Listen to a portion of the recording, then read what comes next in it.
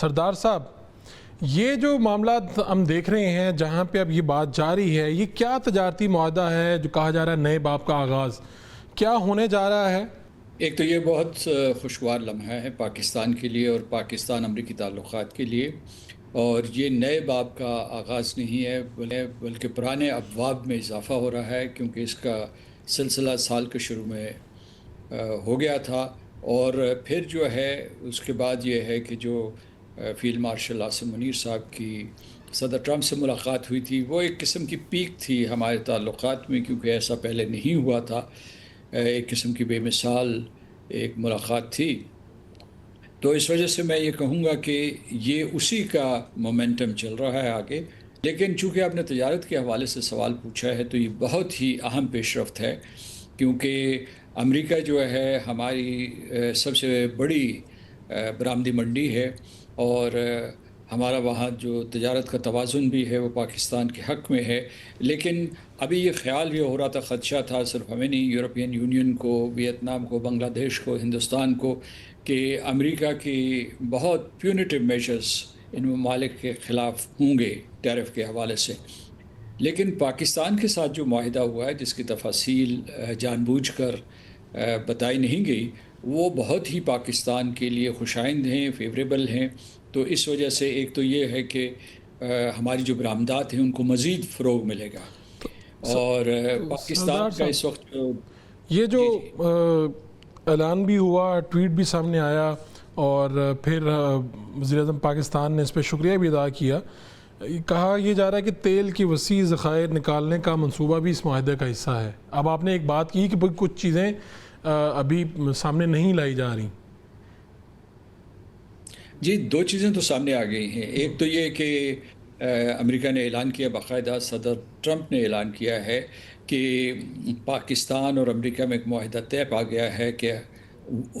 امریکہ کی اور پاکستان کی کمپنیاں مل کر پاکستان میں آئل ایکسپلوریشن کا کام کریں گی، اور جو پاکستان کے اس وقت ذخائر ہیں ان کے بارے میں اندازہ یہ ہے کہ وہ 353 ملین کے قریب ہیں، اور لیکن جو ہمارے ہاں پیداوار ہو رہی ہے وہ کوئی 500,000 بیرلز کے قریب ہے۔ میں بیرلز کی بات کر رہا ہوں۔ جی، تو اس طریقے سے یہ ہے کہ اگر اس طریقے سے مجموعی تعداد بڑھ گئی اس ایکسپلوریشن کے ذریعے، تو پاکستان کی معاشی استعداد بہت بڑھ جائے گی، معاشی خط کاٹ بڑھ جائے گا۔ اس کے علاوہ یہ ہے کہ جو ہمارے شیل آئل کے ذخائر ہیں وہ بھی 9.1 بلین کے قریب ہیں۔ تو پاکستان میں یوں سمجھیے کہ جو فاسل فیولز کا ایک بہت بڑا ذخیرہ موجود ہے، اور اس میں اگر امریکہ ہمارا ہاتھ بٹاتا ہے تو پاکستان کہیں سے کہیں پہنچ جائے گا۔ آپ کو کیا لگتا ہے کہ یہ پہلے تو ہمارے ہاں ایک تھی تاثر بھی تھا اور کسی حد تک شاید درست بھی تھا کہ پاکستان کی طرف اتنا رجحان امریکہ کا دیکھنے میں نہیں آیا، لیکن امریکی صدر ٹرمپ کے آنے کے بعد اور خاص طور پہ یہ پاک بھارت جنگ کے بعد تو ایک بہت ہی سچویشن بدلی ہوئی نظر آتی ہے۔ دیکھیے، ہندوستان کے جو بھی مسائل ہیں اس وقت وہ انہوں نے خود پیدا کیے ہیں، اور آپ کہہ سکتے ہیں کہ سیلف امپوزڈ ہیں، کیونکہ وہ ضرورت سے زیادہ چالاک بننے کی کوشش کر رہے تھے۔ ایک طرف امریکہ کے ساتھ اپنی پینگیں بڑھا رہے تھے، ان کو اسٹریٹجک پارٹنر کہہ رہے تھے، دوسری طرف جو ہے چین سے بھی اپنے تجارتی اور معاشی تعلقات بڑھا رہے تھے، اور تیسری جانب وہ روس سے سستا تیل اور سستی گیس خرید کے عالمی منڈیوں میں بہت بڑے منافع پہ بیچ رہے تھے۔ اس کے علاوہ برکس میں وہ قیادت کر رہے تھے اور کہہ رہے تھے کہ امریکہ کے مقابل ایک نظام کھڑا کریں گے جو گلوبل ساؤتھ کی وہ قیادت کریں گے۔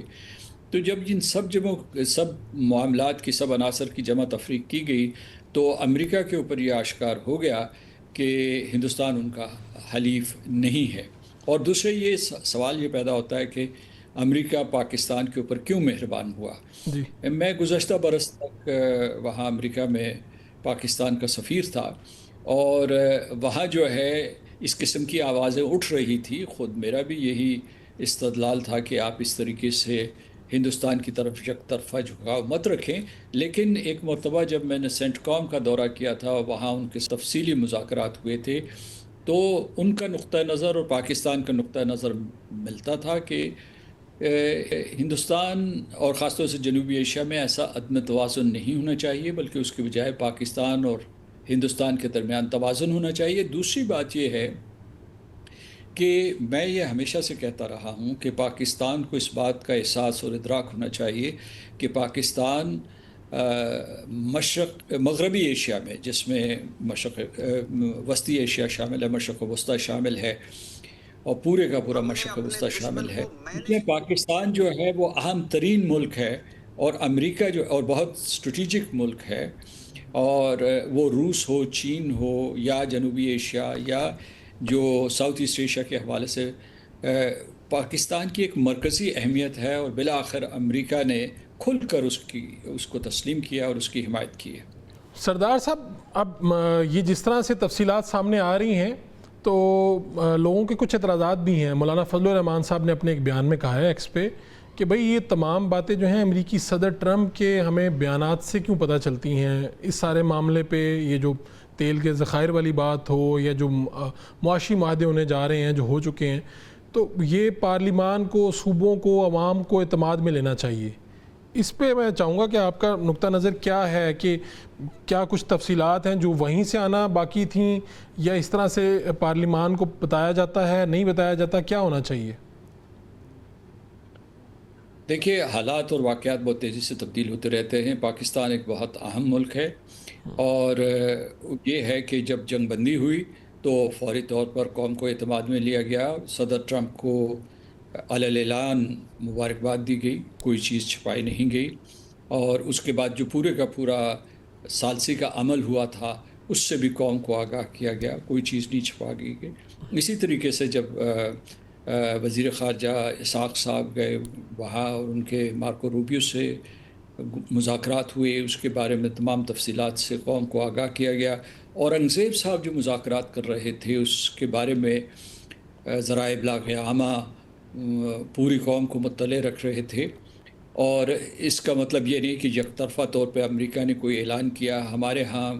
اتفاق ہوا ہے کچھ معاملات کے اوپر، اور اس کا اعلان ہوا ہے۔ ظاہر ہے وہ واشنگٹن میں یہ معاہدہ طے پایا تو واشنگٹن سے ہی اس کا اعلان ہونا تھا۔ دوسرے، یہ جو بیان کے حوالے سے آپ نے بات کی ہے، تو میں یہ کہوں گا جمہوری حکومت ہے، یہاں جو اپوزیشن کے لوگ ہیں یا حکومت کے ارکان ہیں یا ان کے حلیف ہیں، ان کا یہ حق بنتا ہے کہ اس قسم کے سوال اٹھائیں، اور مجھے یقین ہے کہ حکمران جماعت ان کو مطمئن کرے گی، اور یہ بھی ان کو بتائے گی کہ کس طریقے سے یہ معاملات پاکستان کے مفاد میں ہیں۔ ایک چیز جو میں اس میں اضافہ کرنا چاہتا ہوں، جو پوری قوم کو سمجھنی چاہیے، کہ پاکستان ایک عظیم ریاست ہے، ایک بڑی ریاست ہے، وہ آبادی کے اعتبار سے بھی، علاقے کے اعتبار سے بھی جوہری ریاست بھی ہے، تو اسے دنیا کے تمام بڑے ممالک کے ساتھ اچھے تعلقات رکھنے ہوں گے، وہ روس ہو، چین ہو، امریکہ ہو، مغربی یورپ ہو، یا آسیان کے ممالک ہوں۔ تو اس میں گھبرانا نہیں چاہیے، اور میں سمجھتا ہوں کہ پاکستان کے حکمران یا پاکستان کے عوام یا قائدین، ان کو صرف اس بات کا خیال رکھنا چاہیے کہ وہ جب بھی کوئی معاہدہ کریں تو وہ پاکستانی عوام کے عظیم تر مفادات کے لیے کیا جاتا ہے۔ سردار صاحب، آخری سوال یہ ہے کہ آپ کا سفارتکاری کا بھی تجربہ ہے، ماشاءاللہ آپ کا طویل تجربہ ہے، یہ بتائیے گا کہ یہ اس طرح سے معاملات پہلے پاکستان کے حق میں کبھی ہوئے، یا آپ میں اسے کہہ سکتا ہوں کہ یار یہ ہسٹری میں پہلی مرتبہ ہوا؟ یہ 3 ہمارے جو فوجی ادوار گزرے ہیں اس وقت اس قسم کے حالات تھے۔ تو پھر میں ٹھیک کہہ رہا ہوں سردار صاحب، پھر میں ٹھیک کہہ رہا ہوں کہ جمہوری دور میں شاید پہلی مرتبہ ایسا ہو رہا ہے؟ دیکھیے، اس وقت جو ہے آپ کا جو نظام حکومت ہے وہ مخلوط سا ہے، کیونکہ آپ نے دیکھا ہوگا کہ جو صدر ٹرمپ ہیں انہوں نے فیلڈ مارشل عاصم منیر کو وائٹ ہاؤس میں مدعو کیا، ان کے ساتھ مذاکرات کیے، اور اس کے جو آپ کے عسکری ذرائع نے بہت سے دروازے کھولے ہیں، وہ SIS کے حوالے سے ہوں یا سیاسی اور صفاتی سطح پہ ہوں، لیکن اس کے ساتھ ساتھ وہ آپ کی سیاسی قیادت کو بھی تسلیم کرتے، اور ان کے ساتھ بھی ان کے روابط ہیں، مذاکرات ہیں۔ پاکستان کے عوام اور پاکستان کے لوگ، پاکستان کے نوجوان دنیا کے لائق ترین لوگ اور عوام ہیں، تو انہیں اپنے پورے کے پورے پوٹینشل کو استعمال کرنا چاہیے۔ یہ مواقع ہیں، یہ خدا تعالیٰ نے، یعنی میں سمجھتا ہوں کہ اس میں قائدین کی بھی کوشش ہے، افواج پاکستان کی بھی کوشش ہے، لیکن مشیت ازدی بھی ہے کہ خدا تعالیٰ نے ایک مشکل وقت کے بعد جب ہندوستان نے آپ کے اوپر حملہ کر دیا تھا، اس طریقے سے بے شمار دروازے آپ کے لیے کھول دیے ہیں. یہ وقت ضائع نہیں کرنا چاہیے. یہ قوم کے لیے ایک چیلنج بھی ہے اور ایک سنہری موقع بھی ہے. اس کا بھرپور استعمال کرنا چاہیے.